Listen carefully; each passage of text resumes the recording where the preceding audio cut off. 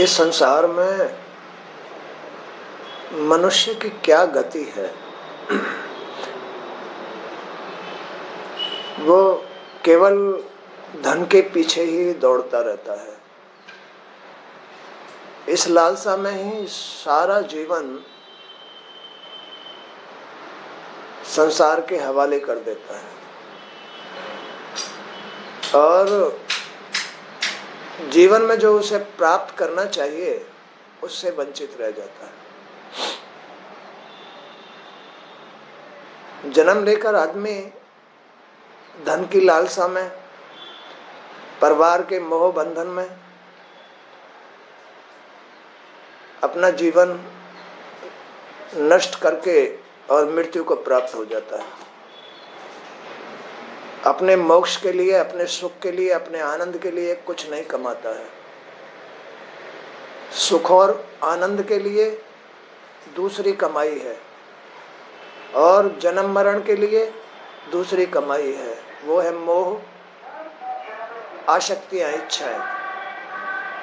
और मोक्ष के लिए, अपने हित के लिए, आनंद के लिए, निरोग रहने के लिए वो दूसरी कमाई है भगवान का भजन, ध्यान, विकारों से दूर रहना। इस प्रकार का जीवन तय करना। तो यहाँ मनुष्य का जो मन है वो धन वैभव की लालसा में अत्यधिक आसक्त रहता है। मनुष्य का जो मन है, सांसारिक जो मन है, मोहग्रस्त जो मन है, वो धन, वैभव, अपने मान सम्मान, अपनी संपत्ति को बढ़ाना, बस इसी लालसा में अत्यधिक आसक्त रहता है। जैसे व्यापारियों का दल धन की चाहना में देश देशांतर भटकता रहता है। व्यापारियों का दल, कोई व्यापार करता है, कोई किसी प्रकार का व्यापार करता है, कोई किसी प्रकार का। अपने देश में काम नहीं चलता तो विदेशों में चले जाते हैं और वहां से अपने देश में मतलब जो है व्यापार आदि का संबंध जोड़ लेते हैं। उन्हें सारी जिंदगी अपने व्यापार धंधे में ही लगा देता है। बस इसी लालसा में भटकता रहता है, इसी इच्छा में अपना जीवन गंवा देता है। जैसे व्यापारियों का दल धन की चाहना में देश देशांतर भटकता रहता है और व्यापार करके अधिक से अधिक धन प्राप्त करने का प्रयास करता है, वैसे ही स्थिति इस मनुष्य की है। वह धन में ही सुख पाने की संभावनाओं को खोजता रहता है। मनुष्य का मन धन वैभव की लालसा में अत्यधिक आसक्त रहता है। जैसे व्यापारियों का दल धन की चाहना में देश देशांतर भटकता रहता है और व्यापार करके अधिक से अधिक धन प्राप्त करने का प्रयास करता है, वैसे ही स्थिति इस मनुष्य की है।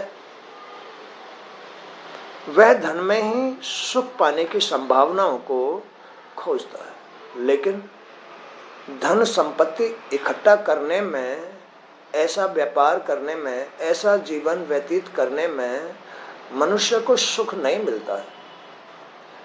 क्योंकि इस शरीर का जो आंतरिक सिस्टम है वो कुछ और चाहता है और इस जीवन में धन और संपत्ति की लालसा में अंतःकरण मशीनरी पर लोड पड़ता है, दूषित होती है, मन दूषित होता है। धन कमाने में, संपत्ति इकट्ठा करने में अंतःकरण माने प्रकृति संतुष्ट नहीं होती है। क्यों? क्योंकि जो प्रकृति जिन बातों से खुश होती है, मन जिन बातों से खुश होता है,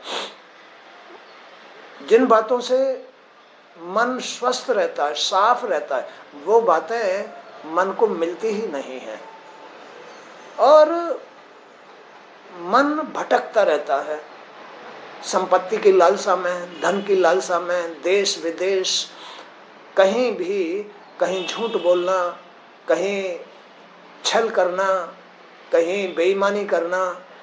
इस प्रकार की लालसा में अंतःकरण दूषित हो जाता है। मन दूषित हो जाता है, बुद्धि दूषित हो जाती है, सोच खराब हो जाती है, वो अपने हित में नहीं रह पाता। इसलिए उसका ध्यान धर्म कर्म के जो सात्विक अनुष्ठान है, सद्बुद्धि को, बुद्धि को शुद्ध रखने के, मन को शुद्ध रखने के जो अनुष्ठान कर्म है, जो धर्म है,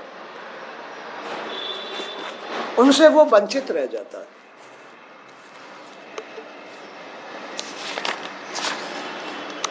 भौतिक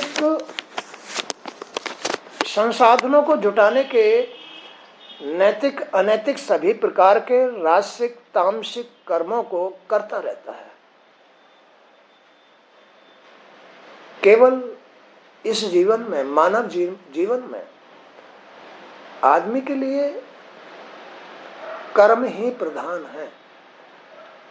इसमें आदमी छूट है, कुछ भी कर्म कर सकता है, लेकिन एक परिणाम है अपना भला या बुरा।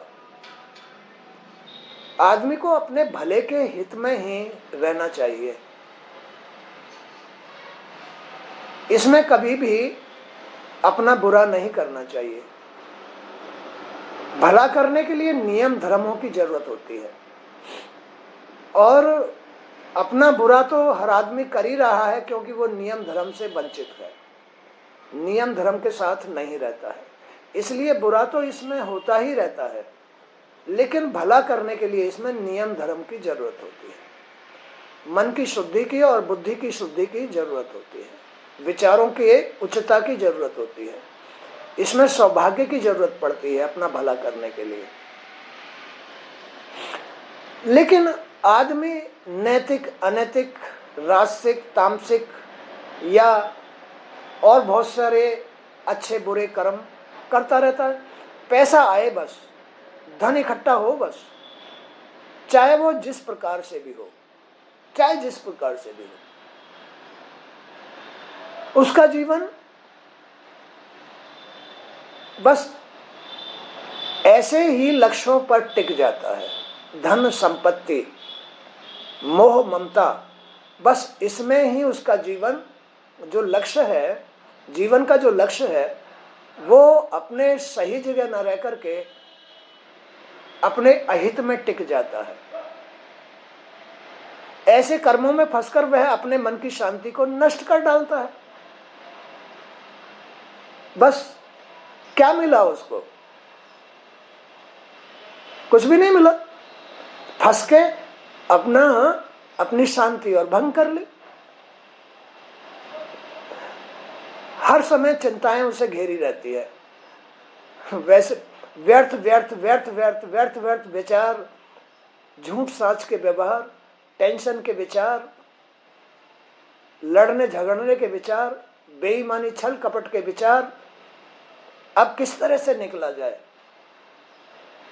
ऐसी योजनाएं बनाता रहता है, ऐसी चिंताओं में घिरा रहता है और अपने मन की शांति को भंग कर लेता है। इस शरीर रूपी जंगल में 6 डाकू है, जो इसे संसार रूपी बीहड़ जंगल में भटकाते रहते हैं। 6 डाकू हैं। कौन है वो 6 डाकू?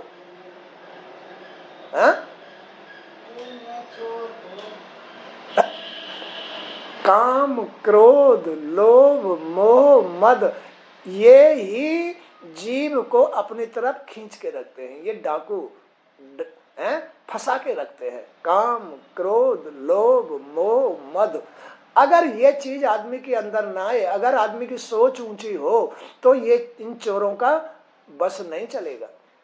अगर आदमी की सोच अच्छी हो, सोच ऊंची हो, तो इन चोरों का काबू नहीं चलता है, मन शांत रहता है। लेकिन इसके लिए तो आदमी को सच्चाई नियम धर्म के साथ चलना पड़ेगा। नियम धर्म के साथ, तब जाकर के वो मन से शांत हो सकता है, सोच से ऊंची हो सकता है, अपने हित में जीवन जी सकता है। लेकिन इस व्यापार में धन संपत्ति को इकट्ठा करने के चक्कर में अपनी गृहस्थी के मोह जाल में फंसकर वो ऐसा नहीं कर सकता, वो अपनी शांति भंग कर लेगा। तो ये जो समस्या है ये किस वजह से पैदा हो रही है? ये समस्या पैदा हो रही है 6 डाकुओं की वजह से। काम, क्रोध, लोभ, मोह, मद, अहंकार, जो इसे संसार रूपी बीहड़ जंगल में भटकाते रहते हैं। वणिक समाज का नायक बड़ा दुष्ट है। वणिक समाज का यानी इस व्यापारिक, वणिक कहते हैं व्यापारिक, व्यापारिक समाज का, इस व्यापारिक सिस्टम का जो नायक है वो बड़ा दुष्ट है। वो कौन है? अहंकार। मैं में आदमी, अहंकार में आदमी, भूल में आदमी, अभिमान में आदमी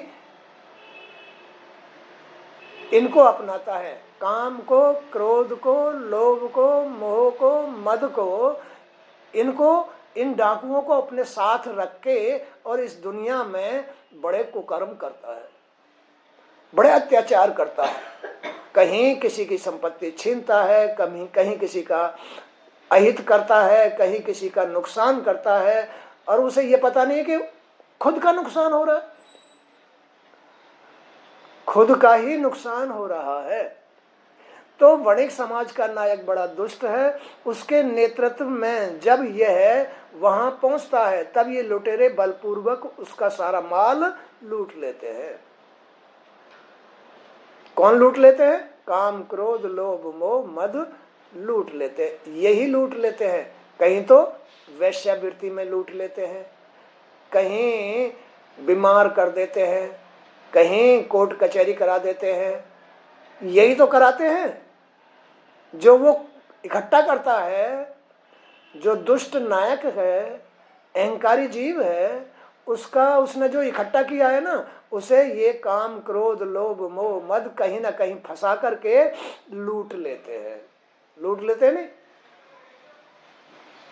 उस बीहड़ जंगल में वह अपनी जान बचाने के लिए इधर उधर दौड़ता है, फिर दौड़ता है।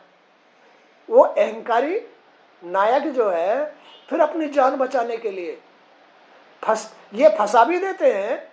काम, क्रोध, लोभ, मोह, मद फंसा देते हैं। कहीं तो मद में किसी से झगड़ा कर जाता है, कहीं काम की वासना में कहीं फंस जाता है, या कहीं भी लोभ में आकर के या स्वार्थ में आकर के कहीं और कुकर्म कर जाता है। तो ये जीव को फंसा देते हैं। अब ये उस जंगल में जिसमें 6 चोर डाकू बसे हुए हैं, बस उनके डर की वजह से इधर उधर अपनी जान बचाने के लिए भागता है, छटपटाता है, पर उसे कोई लाभ नहीं होता। वह अपनी जान बचाने के लिए इधर उधर दौड़ता है पर उसे कोई लाभ नहीं होता। उल्टे वह उस बीहड़ जंगल के झाड़ झंकाड़ों, कटीले झुरमटों और बिनैले हिंसक जानवरों से घिर जाता है। अब रात को नींद भी नहीं आती, फिर उसको खाना भी अच्छा नहीं लगता, घर में भी कोई अच्छा नहीं लगता। अब ऐसी हालत हो जाती है। वो सारे के सारे उसे झाड़ झंकाड़ दिखाई देते हैं, सब पशु दिखाई देते हैं, चीते, बघेरे, लुटेरे, कुत्ते आदि दिखाई देते हैं कि ये सब कुछ मेरे दुश्मन है। कोई अच्छा नहीं लगता। फिर तो उस बीहड़ जंगल में वह अपनी जान बचाने के लिए इधर उधर दौड़ता है पर उसे कोई लाभ नहीं होता। उल्टे वह उस बीहड़ जंगल के झाड़ झंकाड़ों, कटीले झुरमुटों और बिनेले हिंसक जानवरों से घिर जाता है। उसकी चीख पुकार सब व्यर्थ हो जाती है। कोई नहीं सुनता। भाई क्यों फंसा था? अपने और बना ले, काम को, क्रोध को, लोभ को, इन लुटेरों को अपना साथी और बना ले। अब उसने अपना साथी क्यों बना लिया? अहंकार में।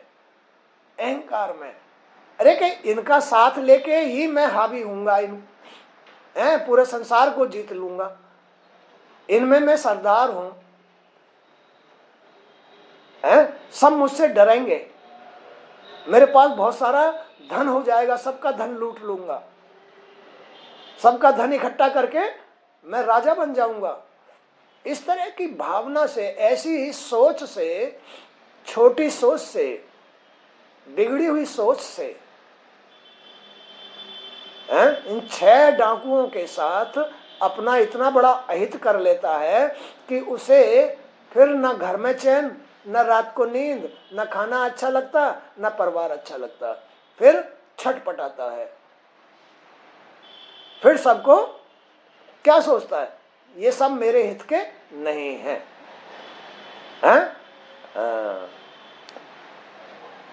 पर उसे कोई लाभ नहीं होता। तो मच्छर मक्खी उसके जख्मों पर भिनभिनाने लगते हैं। मच्छर मक्खी, कोई कहीं से चोबे मार रहा है, कोई कुछ कह रहा है कि यार तुझे ऐसा कर्म नहीं करना चाहिए था, कोई इधर से उधर से, कोई कहीं से कोई कहीं से, ये मच्छर मक्खी भिनकने लगते हैं। कोई डांटता है, कोई उसे चोबे मारता है, कोई उसे और नमक मिर्च छिड़कता है, कई तरह की बातें सामने आती हैं फिर, और अपने तीखे डंकों से उसे पीड़ा पहुंचाते हैं। वह बणिक समुदाय आश्रय के लिए, घर, पीने के लिए जल और खोए हुए धन को पुनः पाने के लिए पूरे जंगल की दुर्गम पगडंडियों पर भटकता रहता है।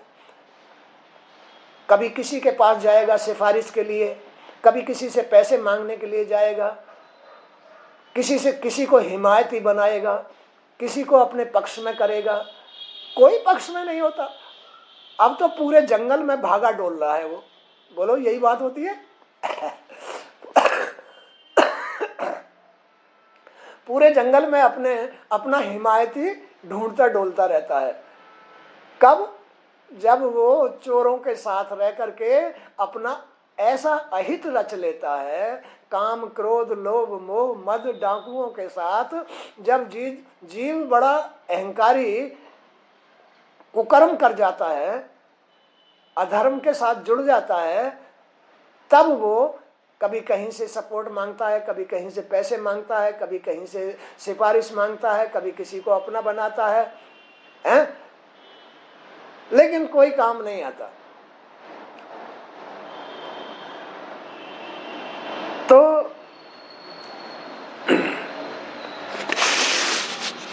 वह दिशाहीन होकर कभी दल में फंसता है, तो कभी भयानक झंझावातों का उसे सामना करना पड़ता है। ऐसी दशाएं उस जीव की हो जाती हैं जो अपना अहित कमाता है। तरह तरह की बोलियां उसे भयभीत करती रहती है, तरह तरह की बोलियां, कोई कुछ बोलता है, कोई कुछ बोलता है, तरह तरह की बोलियां उसे भयभीत करती रहती है कि अब भाई अब नहीं बचेगा तू, अब तो तू फंस गया, अब तो तू रोगी हो गया, अब तो तू भाई, अब तो तेरी सोच बिगड़ गई, अब तो तेरी बुद्धि बिगड़ गई। तरह तरह की बोलियां उसे बस चिढ़ाती हैं, भयभीत करती रहती हैं और दिग्भ्रमित करके उसे भटकाती रहती है। और भटकता है क्योंकि ज्ञान तो उसके अंदर है नहीं बेचारे में, वो तो फंसा पड़ा है। इसलिए कभी भी काम क्रोध लोभ मोह मद के चक्कर में ही नहीं फंसना चाहिए, कभी नहीं फंसना चाहिए। काम क्रोध लोभ मोह मद के चक्कर में कभी नहीं फंसना चाहिए, कभी नहीं आना चाहिए। ये ऐसे शत्रु हैं जो जी को भटका देते हैं, मन की शांति खत्म कर देते हैं। आदमी को जितना मिल जाए शांति और संतोष से अपना जीवन निर्वाह करना चाहिए। असंतोष अधर्म के साथ आदमी फंसेगा ही फंसेगा।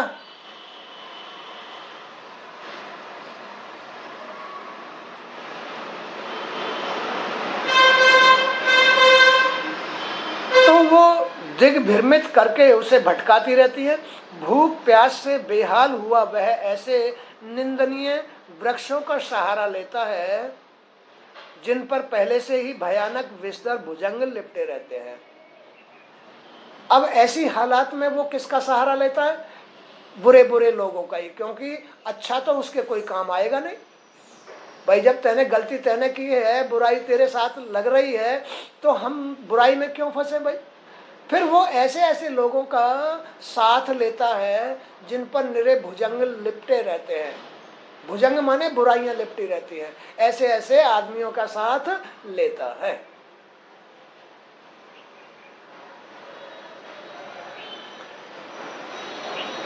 और उल्लुओं की बोली उन्हें डराती रहती है। उल्लुओं की बोली है, जिनको बिल्कुल ज्ञान नहीं है, वो उसको डराती है। चमगादड़ों की चीत्कार भरी उड़ानों से उसके दिल दहल जाते हैं। वन में लगी आग उन्हें भस्म करने के लिए आगे बढ़ती है। वे तो विपरीत दिशा की ओर भागने लगते हैं और नई नई मुसीबतों में वो फंसता रहता है। और नई नई मुसीबतों में बुद्धि खराब हो जाती है, नेगेटिव हो जाती है, सोच भयभीत हो जाती है, चिंतित हो जाती है। तो ऐसे कर्म ही क्यों करो भाई, ऐसे कर्म क्यों करो जिससे सोच बिल्कुल अपने विपरीत हो जाए, बुद्धि विपरीत हो जाए, बुद्धि खराब हो जाए। अब तो इधर उधर भागेगा, वो दुबकेगा दुबकेगा, खाने खमाने से खराब होगा। तो इस सबके अतिरिक्त भी राजन कभी कभी उन्हें कोई ऐसा आश्रय स्थल दिखाई दे जाता है जहां घड़ी भर बैठकर वे विश्राम कर सके और थकान मिटा सके। कभी कभी मौका मिल जाता है ऐसे भटके हुए आदमी को, कभी कभी एकांत में चुपचाप बैठ करके वो अपने मन को शांत कर सके, अपनी सोच को शांत करके। जब तो ऐसे बीज बोलिए, जब तो काम क्रोध लोभ मोह मद में इनको साथी बना करके, इन डाकुओं को साथी बना करके अपनी बुद्धि, अपना मन, अपनी सोच खराब कर ली। अब ये तो भगाएंगे चारों तरफ, पूरे जंगल में भगाएंगे, कोई साथी दिखाई नहीं देगा, कहीं सहारा नहीं मिलेगा। कभी कभी कोई ऐसा आदमी मिल जाता है जो उसे बचा लेता है, तो वे वहीं चिपक कर रह जाने का प्रयास करता है, तो फिर उससे ही चिपक जाता है, क्योंकि कोई भी नहीं मिल रहा ना साथी। तो वो फिर कोई ऐसा समय, कोई ऐसा पेड़ मिल जाता है जिसकी छाया में वो बैठ करके अपनी थकान मिटा लेता है, तो फिर उसका सहारा नहीं छोड़ता, चारों तरफ घूम आएगा, फिर उसी पेड़ के नीचे बैठ जाएगा। फंसा हुआ आदमी बार बार लोगों के पास जाएगा, लेकिन कोई सहारा नहीं देगा। सब पे चमगादड़ बैठी हैं, उल्लू बैठे हैं, सब पे भुजंग लिपटे हुए हैं, बुराइयां लिपटी हुई हैं, कहीं से सहारा नहीं मिलेगा। कोई ऐसा पेड़ मिल जाता है जो साथ दे देता है, हरा भरा होता है, समझदार होता है, ज्ञानी होता है, वो उसको साथ दे देता है। फिर वो सारे दिन इधर उधर भटकेगा, लौट के फिर उसी पेड़ के नीचे आके बैठ जाएगा, उसी का सहारा तकेगा।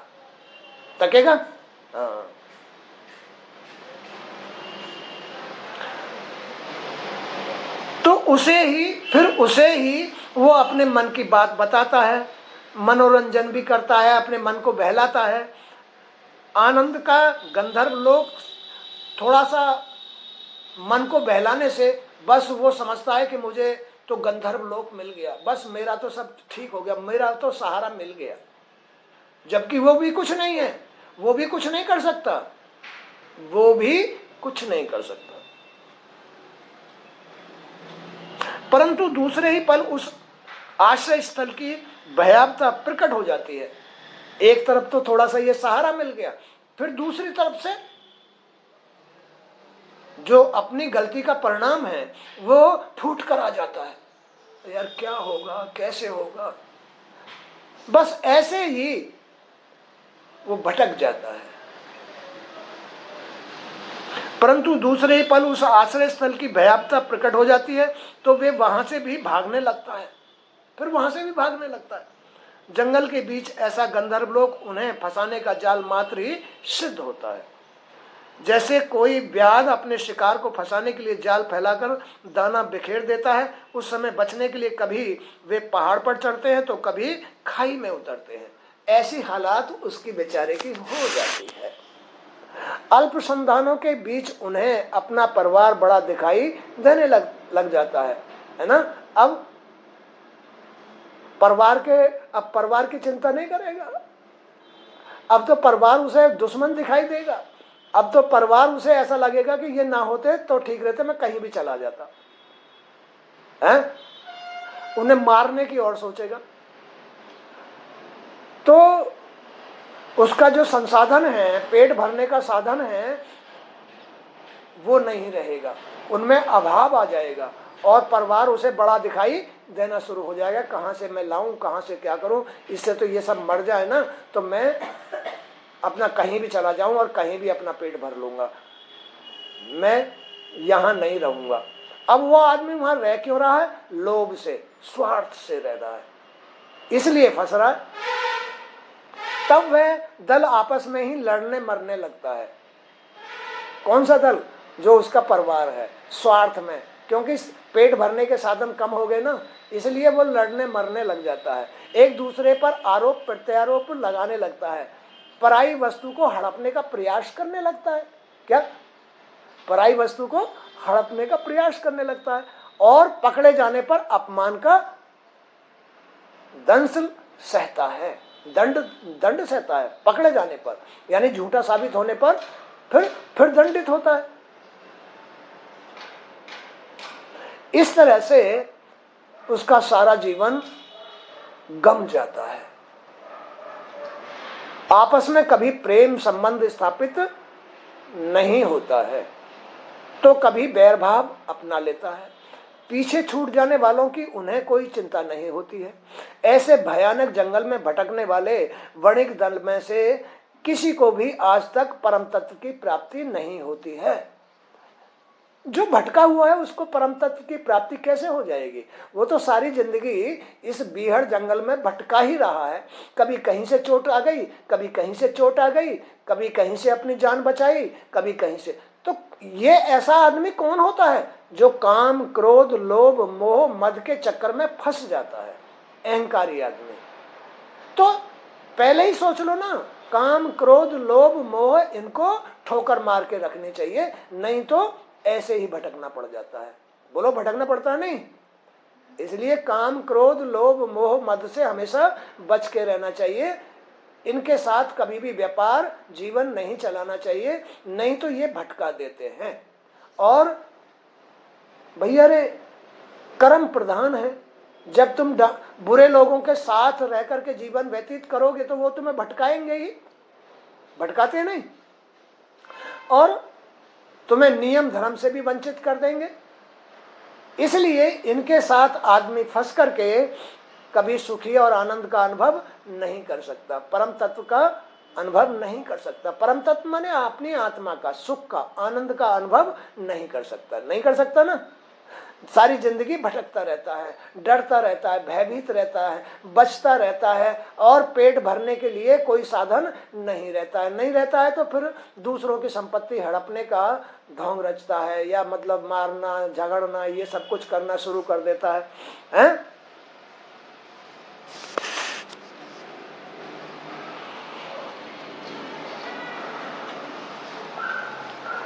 तो ये जीवन का एक ऐसा रहस्य है जिस रहस्य से हर आदमी वंचित है, जिस रहस्य से हर आदमी वंचित है। केवल इस रहस्य को ज्ञानी ध्यानी लोग ही समझ सकते हैं, उनको ही परम तत्व की प्राप्ति होती है। जो परम तत्व ईश्वर है, आत्मा है, परमात्मा है, वही उसको बचाता है, वही बचा सकता है। इस जन्म में इन दुश्मनों से वही बचा सकता है, और कोई भी नहीं बचाता है। जिसने अपने आप को बचा लिया, बस उसका जीवन आनंद के साथ व्यतीत हो गया, और जो नहीं बचा पाया वो सारी जिंदगी दुखी होकर के अपना जीवन व्यतीत करता है। किसमें? इन लुटेरों के चक्कर में, काम क्रोध लोभ मोह मद के चक्कर में वो अपना जीवन गमा देता है। समझ आई बात नहीं? तो इस तरह से आज का सत्संग भी यहीं तक। जय श्री कृष्ण। हे प्रभु आपकी जय, पार ब्रह्म परमेश्वर आपकी जय।